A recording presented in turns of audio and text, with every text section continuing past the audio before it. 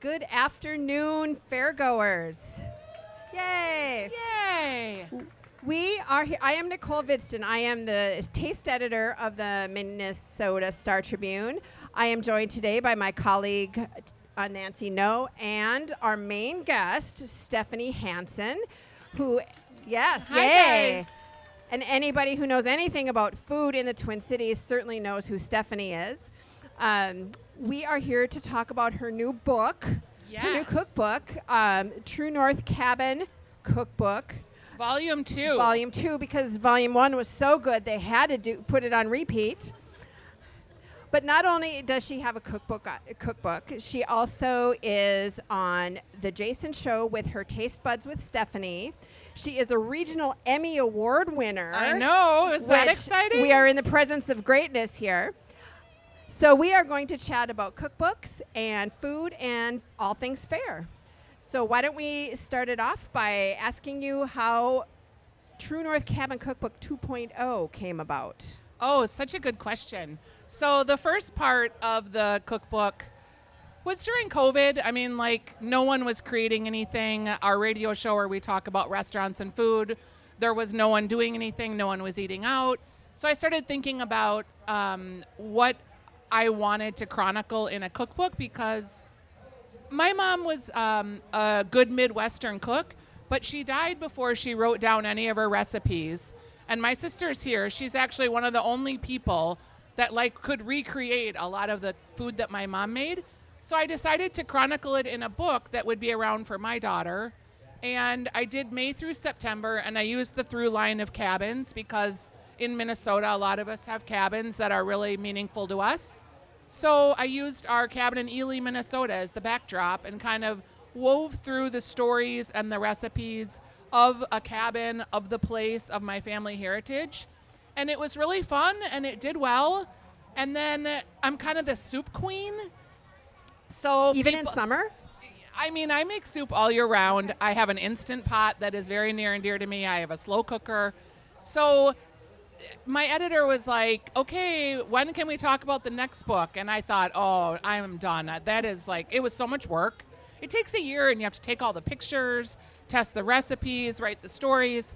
But about a year later, it was like having a child where you forget the bad parts and you get excited about the good parts. So yeah, I picked up the pen again, or the computer, and started thinking about recipes that could be that October through April time frame.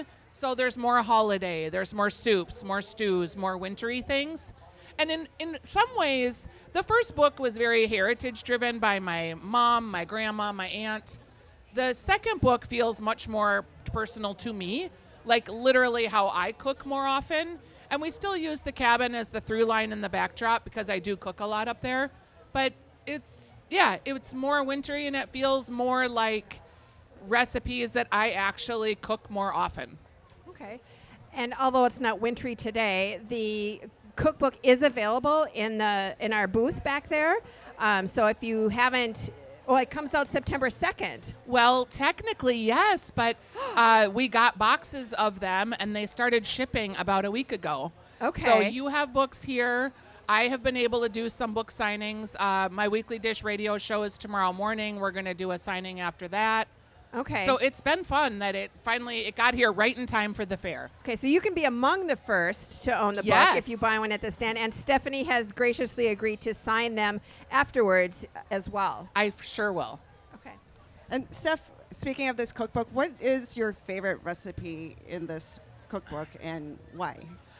Okay, I should be better prepared for this question, but I have an answer.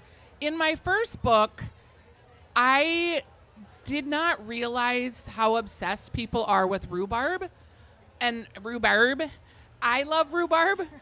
And so I had some rhubarb recipes, and I've often thought I might do a single subject book about it. There is a cookbook writer that did it in the Twin Cities, but I was like, I still think there's more to say about rhubarb. So that one is the rhubarb custard bar, which is in that book. In this particular book, I have a beer cheese wild rice soup recipe. I love wild rice soup. That Byerly's recipe will forever be the one in my brain that says Minnesota. But I also love beer cheese. And so putting those combinations together, that's probably one of my favorite recipes. Also, I had traveled to Southeast Asia while I was writing the book. So there is some influence of that in there, which you wouldn't think, but in some of the soups, some of the fish, I did like a coconut curry soup that reminds me of that. So yeah, and also there's a lot of holiday recipes in this book. So, your Swedish meatballs, everybody thinks their Swedish meatballs are the best. I actually know mine are the best because it's a recipe from my friend Lila that was from another friend, and like through all these amalgamations, we finally have it totally dialed in. So I feel like that's good. I am on the lookout for a good Swedish meatball recipe. I had to carry on the Swedish meatball torch from my mother-in-law when she was unable to do that. And she really wanted me to make this recipe. So she was calling her friend and where did you get that recipe? And her friend said, IKEA. Yeah. So those meatballs are really good if you're in a pinch. Yes. I've used those not for Christmas Eve, but for some TV things that we did. And they really do work great. So we'll have to check that out. I do believe that you have the best Swedish meatball recipe, but how do you prove it? So when you're testing the recipes for your book, what makes it and what doesn't? What are some of the parameters that you have? And do you have taste testers? And if you do, can I be invited to the next yes, one? I know, Nancy. seriously. People laugh. Yeah, my niece Sadie there, she's a big taste tester. People laugh. I am always looking for people to eat with, which I know sounds weird. Totally agree. Okay, my husband has massive allergies to all different things, so I get invited to lots of cool food things, but I either go alone or I'll invite my niece, and I'm always trying to find people to eat with. It's not hard to get people to test recipes for you. It is easy to get them to do that. And when I'm looking at a recipe, my sister's going to kill me, but I use my sister Cubby as the benchmark because she's a terrible cook. So I write it in a way that I think she could do it. And she really doesn't know anything about cooking. Like if you say to El Dante, she's going to have no idea what that means.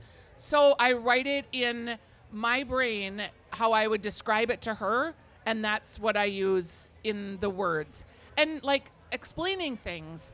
And the more I've cooked, the more I realize that a lot of this is as much art as science, because everyone's stoves are different. Everyone's idea of when a chocolate chip cookie is done is different. Some people like them mushy and pliable. Some people like them hard. So I guess I write for my sister, who is a very novice cook. I don't use any ingredients that are fussy or fancy.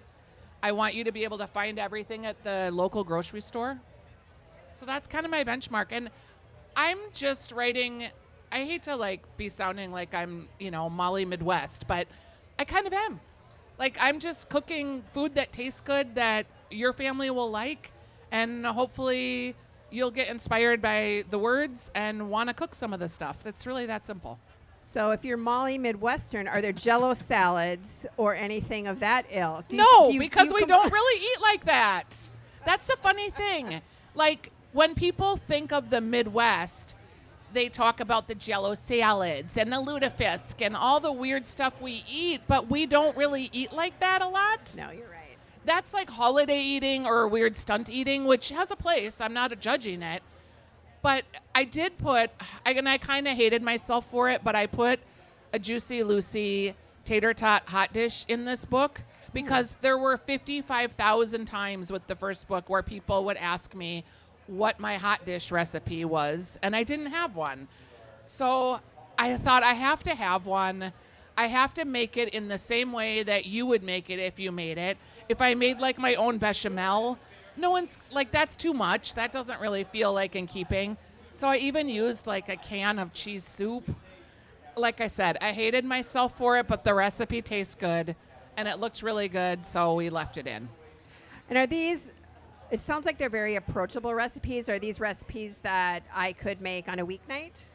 Yes, there are some that take a little more time, Sure. But yeah, because that's how I feel like we really eat. Project cooking, which is super fun, but we just don't have time for that like we used to.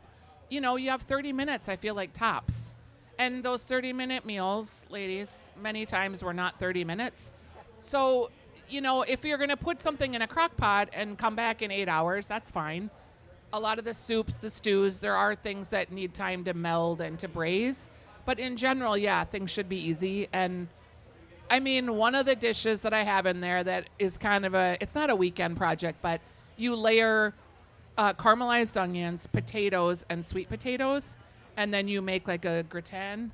And so there's a cream sauce and a little cheese, and that one takes a while because you have to parboil each of the potato batches separately. But for the most part, it's pretty easy. You're making me hungry at the I fair. know. I'm How really is that good even at making possible? people hungry. That is my gift. I love to talk about food. It is the weirdest career of my whole life. It's like my 5th career. I'm the same age as Julia Child was when she started doing food television. So I feel like that is like a sign from the food heavens above that I'm supposed to be doing this, because, you know, most ladies over 50, we get kind of invisible, and that all of this is happening now feels really fun. And I'm just leaning into it and trying to have fun with it. It won't last forever, but it's sure fun while I'm on the ride. Right?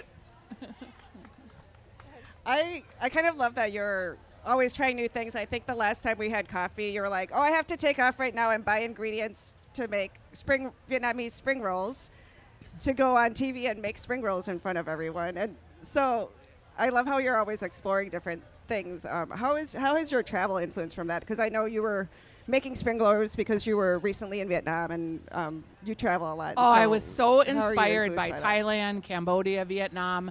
My husband and I are sailors, so he's the captain, and we've sailed in a lot of different places, Italy, Croatia. When we were in Asia, we were on a riverboat. And I just feel like you have a greater appreciation for the place where you live if you see other places as well. And I always just love the traveling. I love seeing a place through the food. But like, you can have at the Stockholm Pie Company that same like experience of the terroir of that place in Wisconsin and how they cook and how they make their pie crust. And then you can be watching a woman in Thailand who's got a tiny burner that's over a coffee can, and she's making you a crepe that she's, you know, rolling with different herbs and then putting some kind of tiger sauce with it. I just feel like the way that I experience the world is kind of through food. And I hope that other people are on that journey. Everybody loves food. It's democratic. It's easy.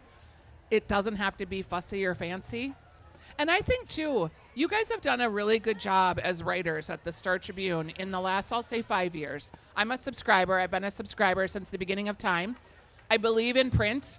I believe in newspapers. I believe in having vetted journalists telling stories, and I think it's important. We did not pay her. I swear we did not pay her to say that. Everyone, I mean, that paper lands on my doorstep at 4:35 a.m. every morning, and I'm happy for it. But I do feel like if you can bring the world together through food or through sitting at a table and sharing experiences, talking about your family, visiting other cultures, I think you have a better worldview, and the world is a less scary place. And it starts with your school lunch. I mean, the lady that, you know, would globble the pile of mashed potatoes and then you'd get the ladle of the beef and gravy. That was one of my favorites. Hamburger gravy, I think they called it. Just from the very beginning of seeing food and how other people eat at your lunch table and, you know, the lunches that people would bring. I love the story of like Ann Kim talking about how her lunch always smelled. I feel like that's really how we experience the world, is through food. Even when you're a toddler, you know, your first bites of food and whether you like texture or you want things mixed on your tray. That's interesting. So if people get to know the world through food, where would you send visitors to Minnesota to learn more about us? It's a good question, and it's changing, because in Ely, Minnesota, which is where my cabin is, you find a lot of the heritage types of foods, the pierogies and people stewing meats and making sauerkraut and dumplings and some of those type of Scandinavian cooking. But now, you know, Minnesota is home to a very large Somali community, home to a Hmong community. And one of the things I really enjoy about the TV show, Taste Buds with Stephanie, is that we get to go into other people's kitchens or lives and learn something that is uniquely what they're doing in our community, and then I get to take that knowledge and bring it into my kitchen and teach you something that you can do with whatever we learned and make it your own. Like a spring roll is a good example. Like I love spring rolls. Everybody loves a good peanut sauce. It's great. But I'd never actually made it with the rice paper. And having Christina Wynn show me how to actually fold it and the size of the rice paper. And she was so like just easy about it and not fussy. She was like, anyone can do this. And when she said anyone could do it, I believed her. And I was like, okay, I'm gonna do this on TV. I've never done it before, but she did it. We can figure it out. I love that we're becoming such a multicultural community. And yet like Yi of Ang is gonna make something with Spam from Austin, Minnesota, that is in a way that he's going to make it with some sauce from some vegetables that his family grows out on their farm from their Hmong heritage. Like, we're really becoming kind of a melting pot. And you talk about the Somali fries at the state fair. What is a Somali fry? Well, everybody loves fries with stuff on it. Chili cheese fries are like the world's most perfect food. But they took that and made it Somali with peas and the seasonings and the baba sauce. And I think really that's what we're becoming, more so than the sauerkraut and the dumplings. I love dumplings, though. I do too. Okay, And okay. every culture has them. That's true. Which is just gonna say amazing. that. And you find when you travel, like every culture has a dumpling. Every culture has a wrap of some sort, whether it's corn or tortilla or rice, something they're wrapping food up in. Everywhere you go, they have a special rice or, cabbage. I have 10 cabbages growing right now in my garden in Ely, Minnesota, which seems like a lot for 2 people. But like roasted cabbage with a fish sauce and lime and peanuts is like one of my favorite things. But you can also then make sauerkraut with it, or you can make golumkis, which are our mom made they're Polish dumplings wrapped in cabbage, really. Just a simple cabbage. I guess if you don't have any more cookbook questions, you mentioned the state fair, and I had heard that you have actually hit quite a few places in the last 24 hours, or more than the average person, I feel like. And I just kind of wanted to get your takes on what were some of your favorite finds so far. It was an interesting year, I think, for fair foods. Is that like Minnesota interesting? Yes, Or, passive aggressive, not sure if it's 100% interesting. Yes, exactly. So I've been on this state fair ride probably for like 15 years solid. Our radio show is going to be going into its 19th year, which is pretty crazy. Stephanie March is my radio partner. She's was the food editor at one of the local magazines, and we've been talking about state fair food for a long time. I felt like this year there was the usual amount of pickle. Like, we're still obsessed with pickles, and I love pickles. But I'm still waiting for like some of that over-the-top execution, but that is still good. Like, the most over-the-top thing we had was the Uncrustable burger. And it's inventive. I give them that. I didn't love it. I didn't hate it. It was just like a womp womp, kind of like a 5 out of 10. I like A for effort and maybe D for execution. But then like the timber twists at Giggles Campfire Grill, you know, the cannoli manicotti shell with the sausage inside it, and then it's wrapped in a bacon and it's got a barbecue sauce. I thought if anybody could execute that, because it looked like a hot mess when you were reading all the things, I thought Tim Weiss from Giggles Campfire Grill would be the guy to do it. And I really thought he delivered on it. It's kind of controversial. Not everybody loved it. But I thought it was fun and a good fair food. I'm really excited about all the slushies. Not because I love them, but it feels like a fun thing to eat at the state fair. And that Sergeant Pepper slushie from Coasters, it was a 10 out of 10. I had to like only drink half of it because I was on TV and it was alcoholic. Also the root beer float that they have from Lulu's in the West End. It's like a root beer, it's like a Dorothy Molter's root beer in a frozen version, and it's full of alcohol. It's amazing. Wow. It's almost time for happy hour. So. Oh, you know, Just it's darn. always time for happy hour. Did you have the no teeny? It was the my favorite. urban growler, the mocktails. Yes, that booth really knocked it out of the park. They're a new vendor this year from Urban Growler. Yeah, in St. Paul. In St. Paul. And each of us loved a different thing about that. And it was the Cosmo? Yes. That was that's one of what it my was. favorites. I've been bringing back the Cosmo since 1986. I'm going to drink Yeah. those till I die. But I that just love that there's also a game now for mocktails at the state fair where you're excited to see what they're going to come up with next, kind of like a new fair food, because they're just so inventive with every single drink has so much detail. And it's just wonderful to see something like that at the fair. They're kind of one of my new favorites now that I want to go to every year. If and you see think what they're about, going to too, do. like food culture, so Minnesota and the Surly Law that was democratizing the idea that you could have a brewery and bring that beer into a place where you could serve it without going through a distributor, that really changed the beer game here because they started allowing all these custom beers. For a while, Summit Pale Ale was like the only crazy beer they had on site at the fairgrounds. Otherwise, it was Miller Lite and there was nothing. So we've really come so far. But I also love to look at it just in terms of like the agriculture of like a lot of these people are using hops and things that we grow in Minnesota.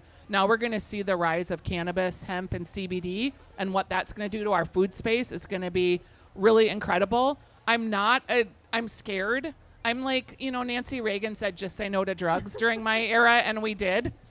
So it's not really like my thing, but I love the idea that we're using these products, and they're creating like a whole nother category that is all based in our agriculture of the Midwest. When I think about Taste Buds with Stephanie, which is the TV show, the thing I'm most proud of, we're going to start syndicating it was 82 markets, and now it's 90. Beginning September 12th, that show will be in 60% of the United States. I saw that. That is crazy It's how much beyond it's grown. crazy. Yes, that's definitely worth a round of applause. Now explain to them what Taste Buds with Stephanie is with the Jason. It's attached to the Jason So it show. started out when my friend Jason Matheson invited me to do food segments, and I would do them once a week. And then they were like, hey, let's make this its own little 12-minute show that we can put on YouTube. So they gave me a camera crew, and they came into my house, and we would do 12-minute episodes. And then they said, hey, let's make this its own thing that we'll put on YouTube, and you can have more time. Okay, so we did that. And then they said, let's have your own show be on Saturday at 8:30, but we need a half-hour show. Great. Okay, we just kept like moving along and doing more things. And then we had 46 shows that we've done over the last year and a half. And this year they said, we're going to take the Jason show and we're going to take your show and we're going to try to syndicate it. And Jason's show is being carried now in 40 markets. So I think his coverage, or maybe it's like 28, but 40% of the United States. And you have to take his show every day, Monday through Friday. It's an hour. Taste Buds is just a half hour. So they brought both shows out together, and it's going to be in Los Angeles, Pittsburgh, Chicago, Detroit, New Orleans, Hawaii. A couple stations up in Canada have picked it up. And it's moved from just being owned by Fox to Sinclair Broadcasting, and other companies that aren't owned by Fox are now picking up the show. So the idea that I get to be this person that introduces all these people around the country to what is so great in the Midwest, I'm just dying. It's like a dream come true. Cool. Do you find, and we're getting close to time here, and I want everybody to have a chance to pick up their cookbooks and sign, but when you get into more markets, do you feel like you have to change how you cook or what you cook or tailor that any differently? I hope not, because part of the joy of the show is coming back into my kitchen and making things that you can make at home. So we just made a 2-ingredient bagel with cottage cheese and flour. And that worked is insanity. Like, it was the most beautiful dough. It was easy to make. I hope that we can continue to keep it like that. We literally have 2 people and myself that work on the show. There's 3 of us. We have the smallest crew in the history of mankind. We're in my house. My husband has to like run to go to the bathroom. Sometimes you can see him if you look carefully. My dog is in the shoot because he's always in the kitchen when I'm cooking. it's really just been so fun, and I'm so excited to share more of the Midwest. We're flyover country for a lot of these food people, you know. That's changing, I think. I know, and I get to be like part of that, and it feels like just pinch me. I'm so psyched. It's awesome. I think we can take audience questions. Okay. Does anybody out there have any questions for Stephanie before we wrap this up? We're happy to take audience questions as well. Someone asked me today, she saw me carrying a cookbook, and she said, "Oh, that's so cute. How is that to write a cookbook? Does anyone still use them?" I said, "You'd be surprised. Many people Did you do." gasp? Did you go like, No, I didn't gasp because I can hear where she's coming from, and the world is changing. But also, like having an actual book, Kindle still exists, but people still buy books. I think the terroir of a cookbook is kind of part of the fun of it, like the whole thing around the recipes and how it all comes together. I think there'll always be a place for books. Yeah, there's nothing like it in the pictures. I mean, it's just not the same when you're doing it. And with digitally. AI, you know, some of the recipes just don't work. They're not great. You can tell. I do hope that people will start to get more sophisticated in being able to identify if this is going to be a crappy recipe or not.